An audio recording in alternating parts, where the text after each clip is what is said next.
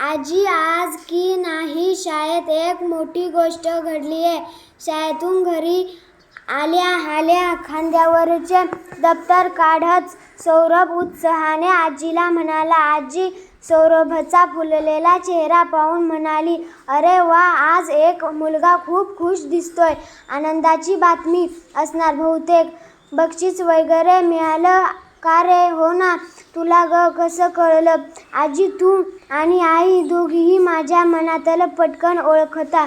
बुवा, छे, तुमच्यापासून काहीच लपून राहत नाही बरं. आजी, आई कुठलंय?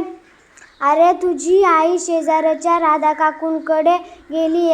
आई येईल तासाभरात. पण आधी मला सांग, कशाबद्दल बक्षीस मिळालंय? काय बक्षीस मिळालं? कोणी बक्षीस दिलं? आजी, थांब. एका वेळी केवढं ग प्रश्न?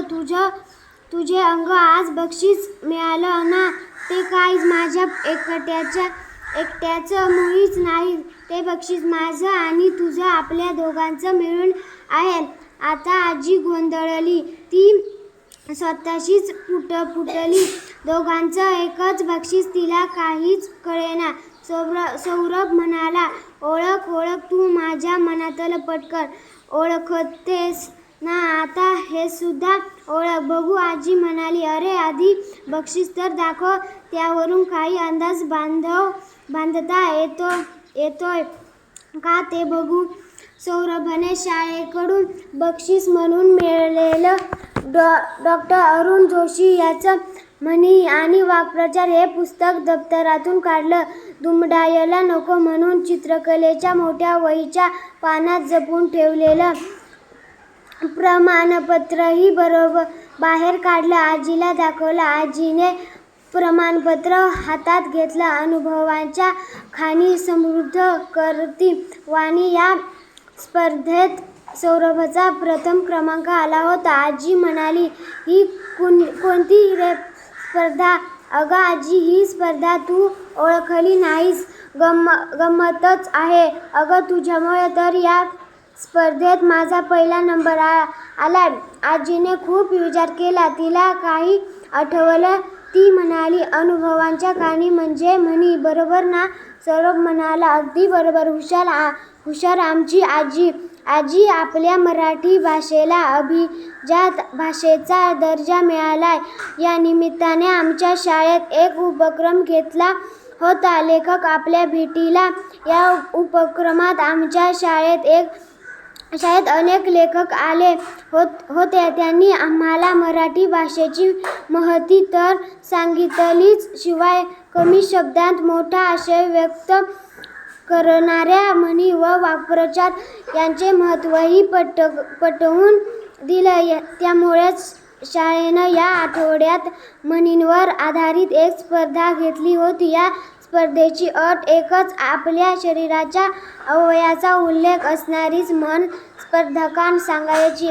आजी मध्येच म्हणाली, अरे, पण ही स्पर्धा दिली तुझी, मग मी काय केलं? या स्पर्धा तर तू जिंकलीस ना?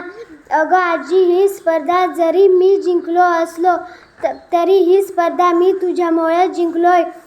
अगं, तू घरात येता जाता, उठता बसता म्हणींचा वापर करून किती छान बोलत असतेस. कधी तर तुझ्या म्हणींमागचा दडलेला अर्थ शोधण्यासाठी मी इतर पुस्तकांचा, संगणकांचा आधार घेत असतो. आणि तुला माहितीय का, तू रोज वापरत असलेल्या नवनवीन म्हणी मी तुझ्याही नकळत माझ्या वहीमध्ये नित्यनेमाने लिहून ठेवल्या आहेत. अगं, तुझ्यामुळेच अनेक म्हणी माझ्या तोंडपाठ झाल्या आहेत. आजी म्हणाली, छानच रे. बरं, मला सांग, तू शरीराच्या अवयवावर कोणकोणत्या म्हणी सांगितल्यास? अगं, मला हात या अवयवावर आधारित म्हणी सांगायच्या होत्या. मी भरपूर म्हणी सांगितल्या. आपला हात जगन्नाथ. एका हाताने टाळी वाजत नाही. हाताच्या काकणाला असा कशाला हात दाखवून अवलक्षण. जिच्या हाती पाळण्याची दोरी ती जगाते. उद्धारी तेल गेले, तूप गेले, हाती धुपाटणे राहिले. सौरभ धडाधड म्हणींवर म्हणी सांगत राहिला. आजी चकित होऊन सौरभकडे पाहतच राहिली. मग म्हणाली, अरे थांब थांब, तुझी गोडी एकदा सुरू झाली ना सौरभ, मग ती मध्ये थांबायचं नावच घेत नाही. सौरभ हसत म्हणाला, अगं शाळेत सुद्धा प्रश्नांचं उत्तर देताना जाधव सर मला असंच म्हणतात. आजीने सौरभकडे कौतुकाने पाहिले आणि त्याला शाबासकी दिली.